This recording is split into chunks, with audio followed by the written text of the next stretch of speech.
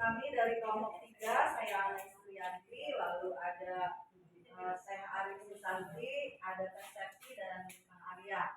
Kami akan mempresentasikan tentang kompetensi guru penggerak. Sesuai dengan kami juga didampingi oleh Ibu Pengawas Ibu Tini Suciati dan Bapak Kepala Sekolah Pak Doni Susanto.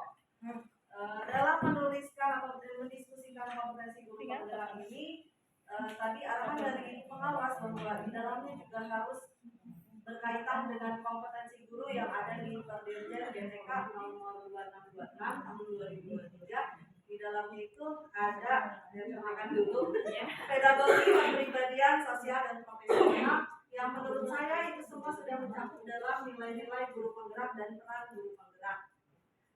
Di sini ada 2 kompetensi guru penggerak. Yang pertama adalah mengembangkan diri sendiri dan yang kedua adalah pengembangan terhadap orang lain. Jadi kita tidak hanya mengembangkan diri sendiri, kita juga bisa melakukan pengembangan terhadap orang lain dalam artian menggerakkan orang lain untuk melakukan sesuatu. Yang pertama adalah mengembangkan diri sendiri. Mengembangkan diri sendiri di sini kami menuliskan beberapa contoh.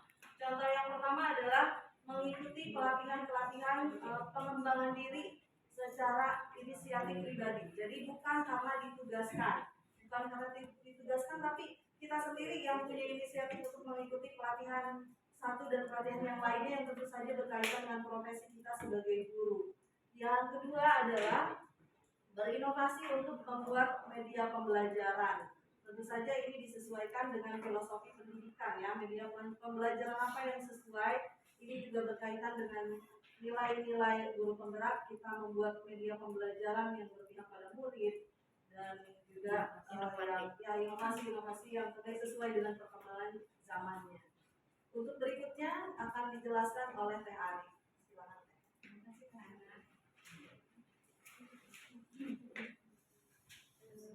Kompetensi guru penggerak melibatkan diri sendiri yang ketiga yaitu mengenali dan mengimplementasikan model-model pembelajaran. Di sini karena guru penggerak itu berpihak pada murid, berarti di sini guru penggerak itu harus senantiasa berpikir memikirkan model-model pembelajaran yang bisa membuat kelas itu menyenangkan, menarik dan lain sebagainya.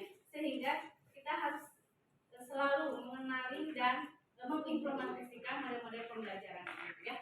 Yang berikutnya adalah selalu melakukan refleksi dan umpan balik. Nah ini penting sekali refleksi ini untuk perbaikan diri kita sendiri dan umpan balik itu perlu bagi siswa karena siswa itu sebenarnya memerlukan umpan balik dibandingkan hanya sekedar nilai atau angka. Berikutnya akan dijelaskan oleh Ibu. Baik, pada kesempatan kali ini saya akan menjelaskan pengembangan terhadap orang lain. Jadi ini ada beberapa poin, jadi saya akan menjelaskan dari nomor 1 sampai nomor 3.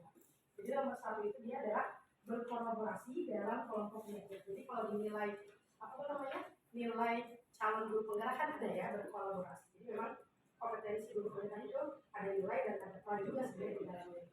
Lalu yang kedua itu membangun praktek baik, jadi menulis best practice. Jadi maksudnya adalah ketika kita melakukan best practice dan dilihat oleh orang lain, itu mungkin kita bisa menjadi motivasi buat orang lain untuk ikut bergerak juga.